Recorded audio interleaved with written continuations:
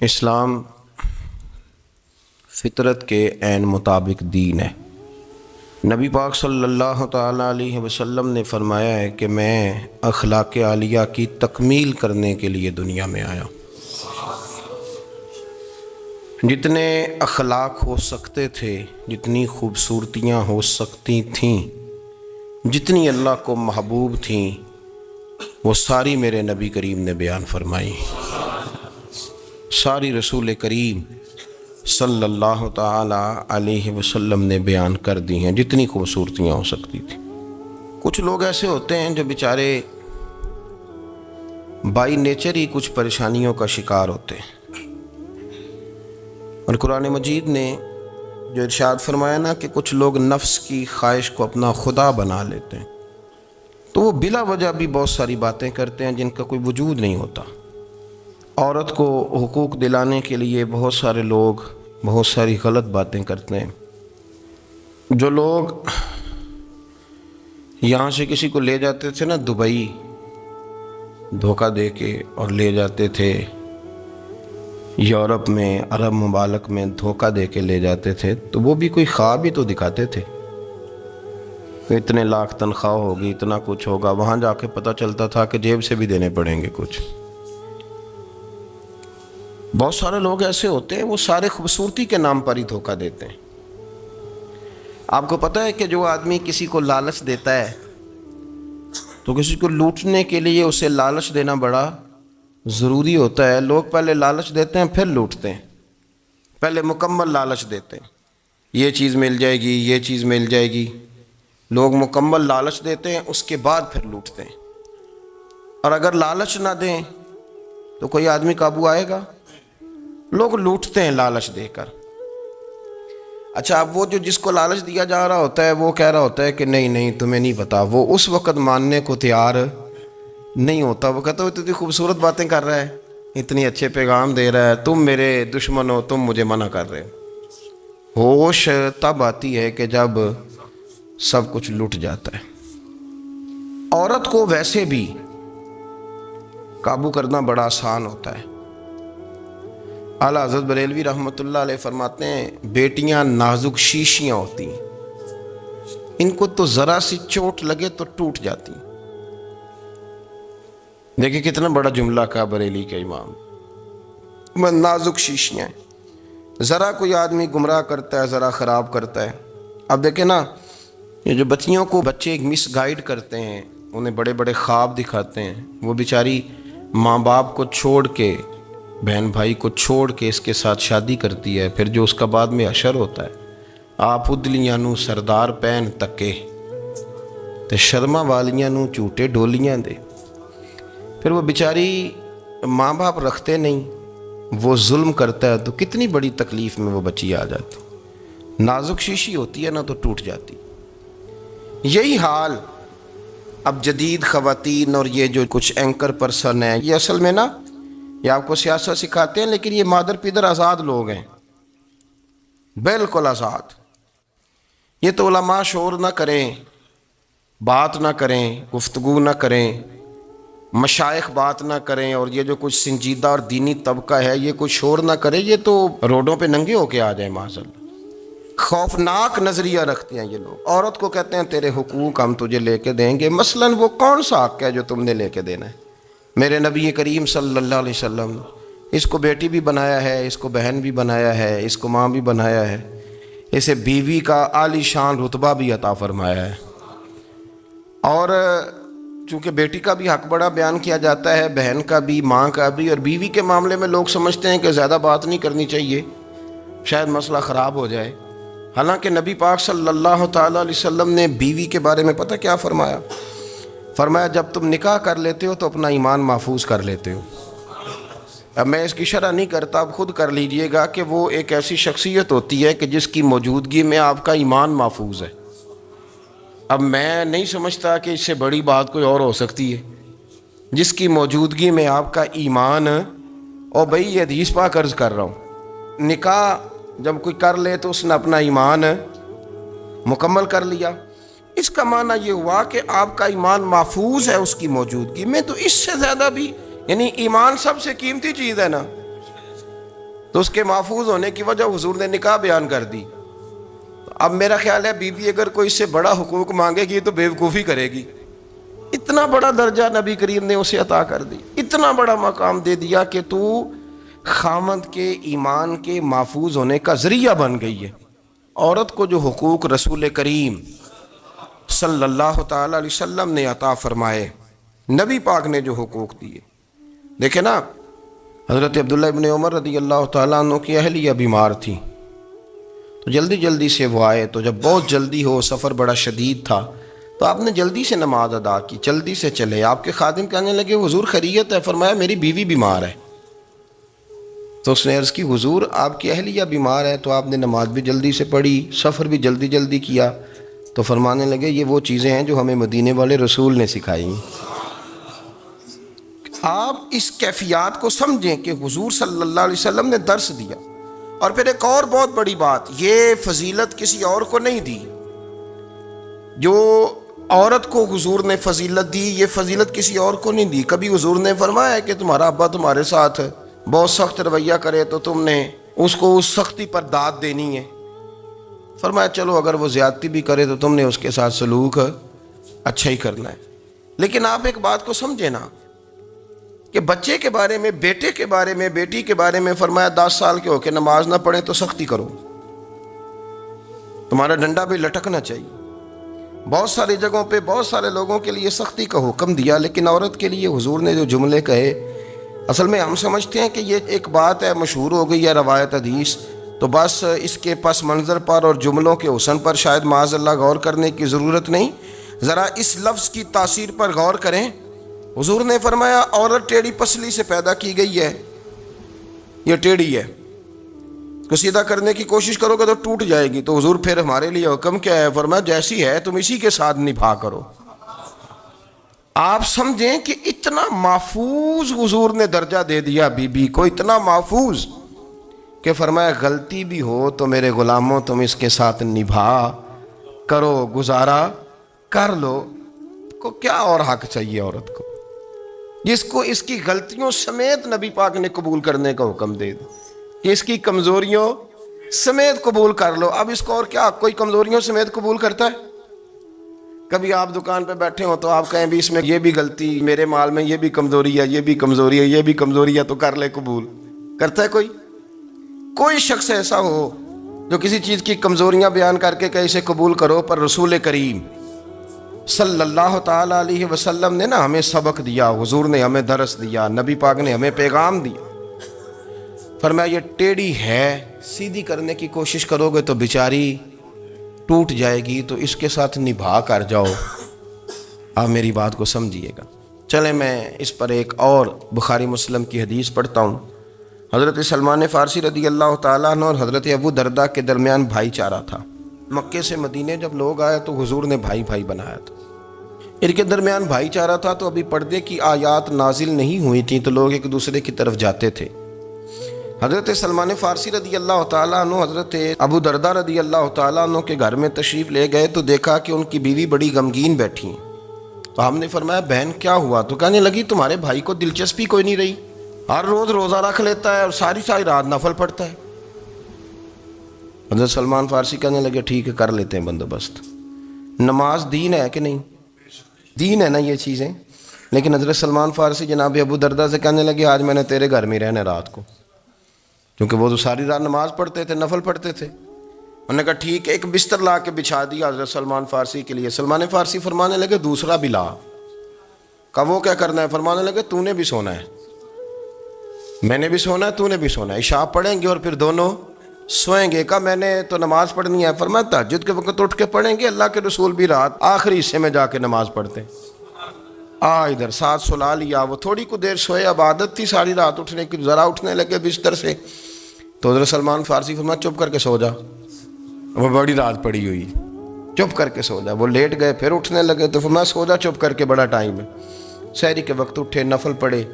ان کا ارادہ تھا روزہ رکھنے کا. تو فرمانے لگے کل رکھا تھا نا نفلی روزہ؟ جی رکھا تھا. پرسوں بھی رکھا تھا, ترسوں بھی رکھا تھا. فرمایا آج نہیں رکھنا, آج میں تیرا مہمان ہوں, سارا دن کٹھے مل کے روٹیاں کھائیں گے, آج نہیں روزہ رکھنا. سلا دیا. اب حضرت ابو دردہ رضی اللہ تعالیٰ عنہ کہہ تو کچھ نہ سکے، پر کہنے لگے سلمان تم پتہ تم کیا کر رہے ہو، نہ تم نے مجھے رات اٹھ کے زیادہ نفل پڑھنے دیے، سویرے روزہ نہیں رکھنے دیا۔ تو حضرت سلمان فارسی کہنے لگے کوئی لمبی بات تو نہیں نا، چلتے ہیں نا ابھی فجر میں مسجد نبی میں، تو نبی پاک کو بتاتے ہیں سرکار دو عالم علیہ السلام کی خدمت میں تو اپنی بات کرنا، میں اپنی کروں گا، حضور نتیجے کا اعلان فرما دیں گے، بات طے ہو جائے گی۔ حاضر خدمت ہوئے، عرض کی یا رسول اللہ صلی اللہ تعالیٰ علیہ وسلم یہ ساری رات نفل پڑھتے ہیں، ہر روز روزہ رکھتے ہیں، ان کی اہلیہ غمگین بیٹھی ہیں، حکم فرمائیں۔ تو نبی پاک صلی اللہ علیہ وسلم نے فرمایا پھر ہوا کیا؟ یا رسول اللہ میں نے رات سلایا ہے، سحری میں اٹھایا ہے، سویرے روزہ نہیں رکھنے دیا۔ نبی پاک نے فرمایا سلمان فارسی نے ٹھیک کیا ہے، سلمان فارسی نے ٹھیک کیا۔ پھر حضور نے فرمایا، نبی کریم نے فرمایا ابو دردہ تیرے اوپر اگر اللہ کا حق ہے، اس کے رسول کا حق ہے، دین کا حق ہے، تو فرمایا تیری آنکھ کا بھی تیرے اوپر حق ہے، تیرے وجود کا بھی تیرے اوپر حق ہے۔ یہ حضور نے فرمایا تیرے بچوں کا بھی تیرے اوپر حق ہے، تیری بیوی کا بھی تیرے اوپر حق۔ اس حق کو بھی سمجھے، حقوق اللہ بھی ہیں، پر تیری آنکھ کا بھی تیرے اوپر کیا مانا کہ تیری آنکھ سونا چاہتی ہے تو اسے سلا بھی، تیرے وجود کا بھی تیرے اوپر حق ہے، تو تیرا وجود آرام کرنا چاہتا ہے تو اسے آرام بھی کرا۔ اور پھر وہاں نبی پاک صلی اللہ علیہ وسلم نے فرمایا میں تم سب، سننا یہ لفظ حدیث کے، حضور نے اسی موقع پر فرمایا میں تم سب سے زیادہ اپنے رب کو جانتا ہوں اور میں تم سب سے بڑھ کر اپنے رب سے ڈرتا ہوں۔ حضور فرمانے لگے میں روزہ بھی رکھتا ہوں، افطار بھی کرتا ہوں، یعنی کبھی رکھتا ہوں اور کبھی نہیں رکھتا۔ فرمایا میں نفل بھی پڑھتا ہوں اور اپنی بیویوں کو وقت بھی دیتا ہوں۔ سرکار مسجد میں بھی آتے تھے، نواسوں کے ساتھ کھیلا بھی کرتے تھے، ان کے ساتھ پیار بھی کرتے تھے۔ تو اتنے بڑے حقوق حضور نے بیان فرمائے عورتوں کے کہ تمہاری بیوی کا بھی تمہارے اوپر۔ لو ایک حدیث بخاری کی اور یہاں بیان کر دیتا ہوں۔ ایک شخص نے آ کے عرض کی یا رسول اللہ صلی اللہ تعالیٰ علیہ وسلم جہاد کے لیے تیاری ہو گئی ہے، صفیں بن رہی ہیں، مجاہدین کی تیاری ہے، تو میرا بھی نام لکھ دیا گیا ہے مجاہدوں کی لسٹ میں، لیکن یا رسول اللہ صلی اللہ تعالیٰ علیہ وسلم میری بیوی نے حج کی تیاری کر لی ہے اور میرے دوستوں نے، صحابہ نے میرا نام مجاہدین کی لسٹ میں لکھ دیا، تو میرے لیے کیا حکم ہے؟ یہ بخاری مسلم ہے۔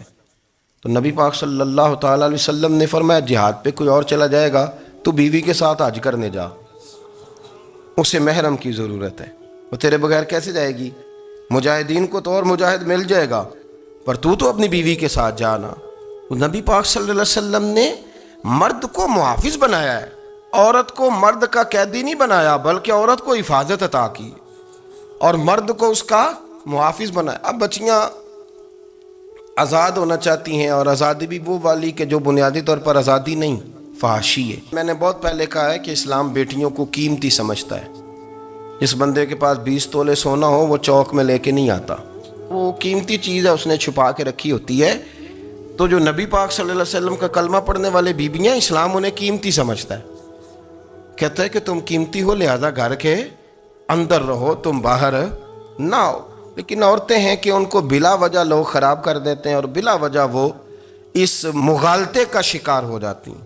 اب آگے بڑھتے ہیں۔ قرآن مجید نے سورہ نور کی آیت نمبر 30 میں کہا کہ کل للمؤمنین یغضوا من ابصارہم، فرمایا کہ اے محبوب علیہ السلام مومن مردوں سے کہہ دو کہ اپنی نظریں جھکا کے رکھیں، اپنی نظریں۔ اور اگلی آیت میں فرمایا وَقُلْ لِلْمُؤْمِنَاتِ یغضضن من ابصارہن، فرمایا کہ اے محبوب مومن عورتوں سے بھی کہہ دو کہ اپنی نظریں جھکا۔ مرد بھی اپنی نظر جھکا کے رکھے گا عورت کی طرف، لیکن یہ ساری پابندی صرف مرد پر نہیں، عورت بھی غیر محرم کا چہرہ نہیں دیکھے گی، اس پر بھی اسی طرح نظر جھکانے کا حکم ہے، جس طرح کہ وہ ہر دکاندار کو بھائی جان کہہ کے گفتگو کرنے کی اس کو بھی اجازت نہیں ہے کہ وہ سمجھے کہ پابندی تو مرد نے کرنی تھی، میں نے تھوڑی کرنی تھی۔ وہ جس کے پاس جائے، جہاں بھی جائے، ڈاکٹر کے پاس جائے، باہر جائے، تو وہ جس طرح مرضی اس کا دل چاہے وہ بات چیت کرے، اس کی عورت کو بھی اجازت اسلام نہیں دیتا۔ بنیادی طور پہ اسلام شرم و حیا کا دین ہے، حیا کی بات کرتا ہے۔ حیا کی جب ہم تعریف کرتے ہیں تو حیا کی تعریف یہ ہے کہ کوئی کبھی چیز دیکھ کے نہ تو آپ کی طبیعت میں کراہت محسوس ہو، آپ کوئی غلط جملہ منہ سے نکالتے ہوئے ذرا جھجکیں، آپ کوئی غلط بات کرتے ہوئے تھوڑا بوجھ محسوس کریں۔ ہمارے ہاں تیزی سے فروغ پایا ہے بے حیائی نے، سنگیوں کی محفلیں، یاروں کی محفلیں، اس میں غلیظ گفتگو ہوتی ہے، الا ماشاء۔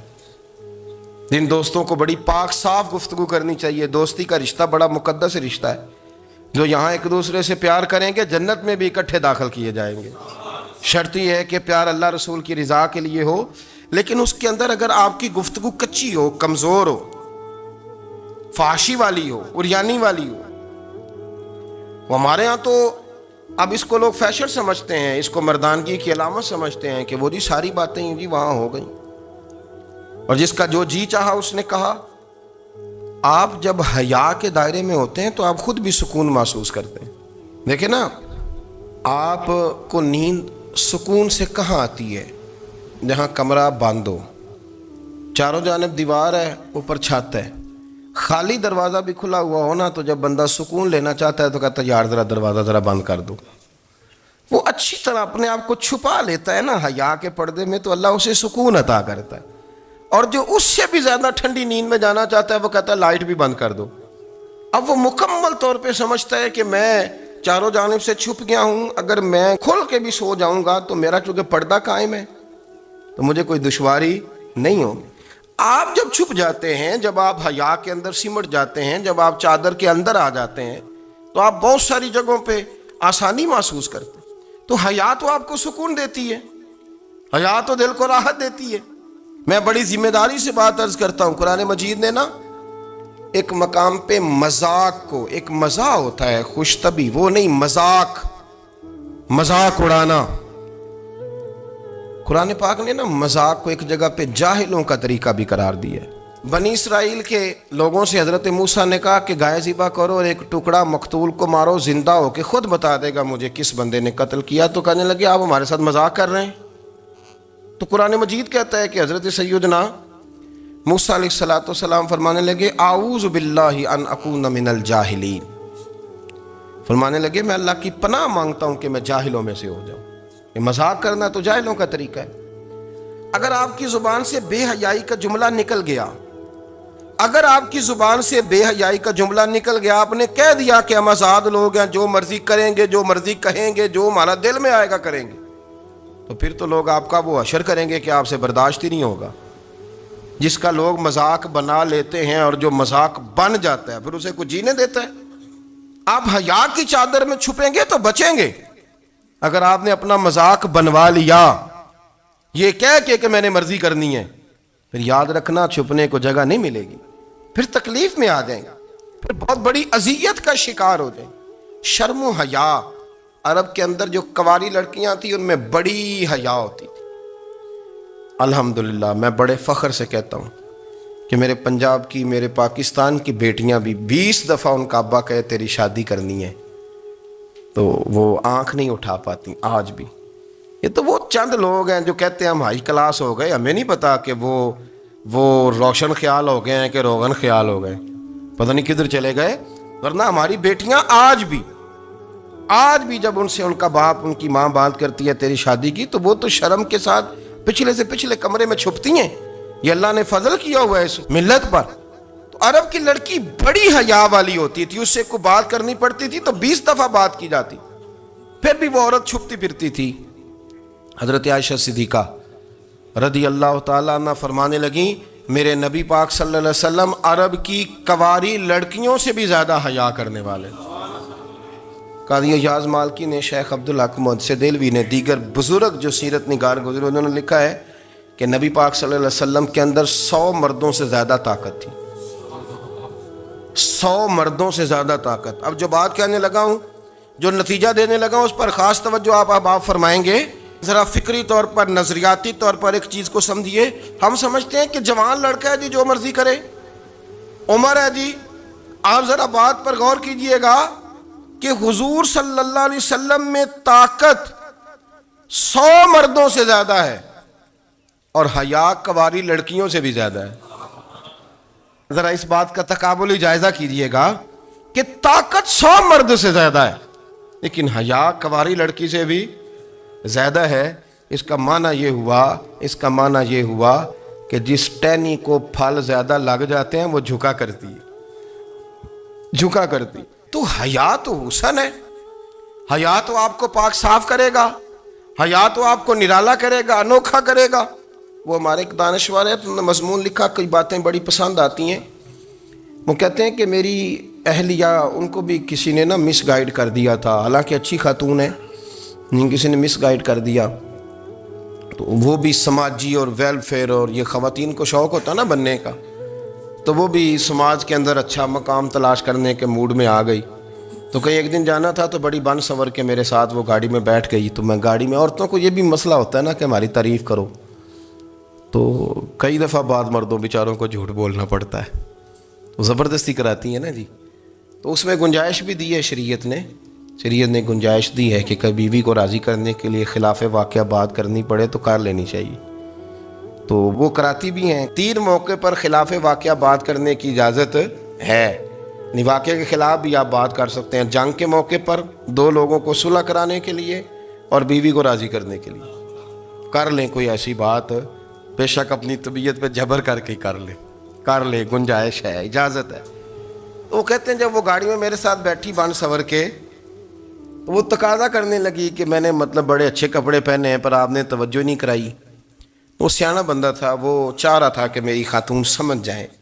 وہ کہتے ہیں مجھے پتہ تھا کہ بیچاری مس گائیڈ ہو گئی ہے، دل کی بڑی اچھی ہے، سیاਣੀ ہے، لیکن اس کو کچھ خواتین نے، کچھ لوگوں نے مل کے اس کو ذہن غلط کر دیا ہے کہ سماج میں نکلو، باہر جاؤ، کام کرو، فلاں کرو، اپنی مرضی سے جیو۔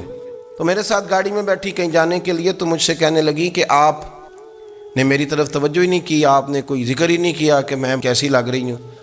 تو وہ کہتے ہیں میں نے اسے کہا کہ اگر تو ناراض نہ ہو تو پھر میں صحیح والی تعریف کر دوں۔ تو اس نے کہا کہ آپ کر دیں۔ تو کہتے ہیں میں نے درد سے اور خلوص سے اپنی بیوی سے کہا، خلوص کے ساتھ میں نے کہا میں تو روز گھر ہوتا ہوں، روز شام کو گھر ہوتا ہوں، اگر تو میرے لیے تیار ہوتی تو میں تیری تعریف کرتا، لیکن آج تو باہر جانے کے لیے تیار ہوئی، تو پھر ان سے تعریف کی امید رکھ جن کے لیے تو نے تیاری کی ہے۔ میرے لیے تیاری کرتی تو میں تو ہر شام تیرے پاس ہوتا ہوں۔ کہتے وہ میرے لفظوں میں درد تھا تو وہ بھی رو پڑی، اور کہنے لگی آپ گاڑی روک دیں، مجھے باہر جا کے کسی کو راضی نہیں کرنا، میں نے اسے راضی کرنا ہے جس کو رب کریم نے میرا شوہر بنایا اور میرے لیے منتخب کیا ہے، میرے ماں باپ کو، میں واپس لوٹتی ہوں۔ یہ ایک پہلو ہے سلگتا ہوا، اس کو سمجھا جائے۔ رسول کریم صلی اللہ علیہ وسلم عرب کی کواری لڑکیوں سے زیادہ حیا والے تھے، کواری لڑکیوں سے زیادہ حضور حیا فرمایا کرتے تھے۔ جب خانہ کعبہ کی مکہ شریف میں تعمیر ہو رہی تھی نا، اہل عرب اس کو تعمیر کر رہے تھے، تو نبی پاک صلی اللہ علیہ وسلم اپنے چچا حضرت عباس کے ساتھ خانہ کعبہ کی تعریف میں مصروف تھے۔ تو عرب کے لوگ چونکہ لمبا کرتا پہنتے تھے پیروں تک، تو نیچے اگر کسی وقت کوئی چیز نہیں بھی ہوتی تھی تو کسی کو وہ نظر نہیں آتی تھی، چونکہ پردہ رہتا تھا، ایک لمبا کرتا پہنا ہوا ہوتا تھا۔ تو جب بچے، سرکار کی عمر مبارک بھی ابھی تھوڑی تھی، تو اس طرح بچے جب نکلتے تو وہ کئی دفعہ اپنی تہمت اتار دیتے نیچے سے، اور کوئی مزدوری کرنے لگتے تو 3-4 طے کر کے تہمت کی کندھے پہ رکھ لیتے، جس طرح کبھی دیہاتوں میں لوگ کپڑا سر پہ رکھتے تھے کہ اوپر اگر کوئی وزنی چیز رکھیں گے تو وہ تکلیف نہیں دے گی۔ نبی پاک صلی اللہ علیہ وسلم بھی سب لوگوں کے ساتھ خانہ کعبہ کی تعمیر میں شامل تھے۔ تو حضرت عباس رضی اللہ تعالیٰ عنہ نے کہا حضور سے، ابھی اللہ نے نبوت بھی نہیں فرمایا تھا، بھتیجے آپ بھی تہمت اتاریے، یہ صحیح مسلم میں حدیث موجود، اور اس کو کندھے پہ رکھ لیجیے، آپ اینٹیں اٹھا کے لا رہے ہیں تو ذرا آپ کو تکلیف نہیں ہوگی۔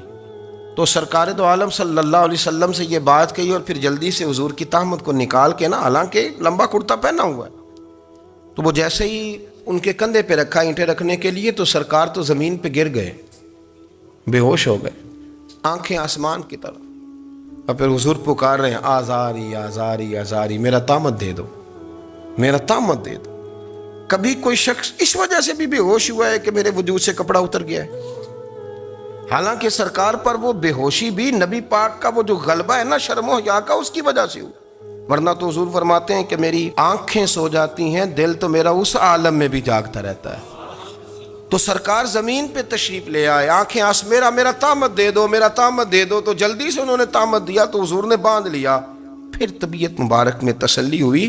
یعنی ہم اس رسول کے غلام ہیں کہ جن کے تو وجود سے کپڑا اتر جائے تو حضور برداشت نہیں کرتے، قبول نہیں فرماتے، تکلیف شروع ہو جاتی۔ لیکن یہاں نوجوان ہیں اور بڑا قد کاٹ ہے اور بڑے بڑے سمجھدار لوگ ہیں، گرمی آتی ہیں تو شارٹ کپڑے پہن کے گھومتے ہیں، ان کو خیال نہیں کہ یہ وہ والا لباس ہے جو باہر تو کیا گھر میں اماں کے سامنے نہیں پہننا چاہیے، بہنوں اور بیٹیوں کے سامنے نہیں پہننا چاہیے۔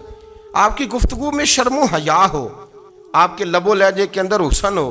آپ کو پتہ ہے نبی پاک صلی اللہ علیہ وسلم نے فرمایا میری امت میں سب سے زیادہ حیا کرنے والے عثمان غنی ہیں، عثمان غنی سب سے زیادہ حیا کرنے والے۔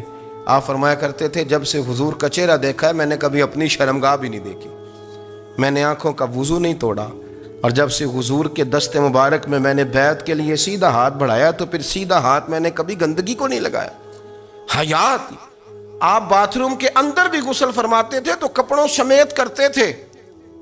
کسی نے کہا حضرت جی واش روم کے اندر کیوں نہیں کپڑے اتارتے؟ آپ فرمانے لگے باہر بندوں سے حیا کرتا ہوں، اندر جاتا ہوں تو رب سے حیا آنی شروع ہو جاتی، وہ تو دیکھ رہا ہے نا۔ تو میں جو بات آپ کی خدمت میں عرض کرنا چاہتا ہوں اس کو آپ سمجھیے گا میرے عزیز، کہ شرم والا مزاج، گفتگو بھی شرم والی، آنکھیں بھی شرم والی، لباس بھی شرم والا، دوستی یاری بھی شرم والی، بہت ساری ایسی بات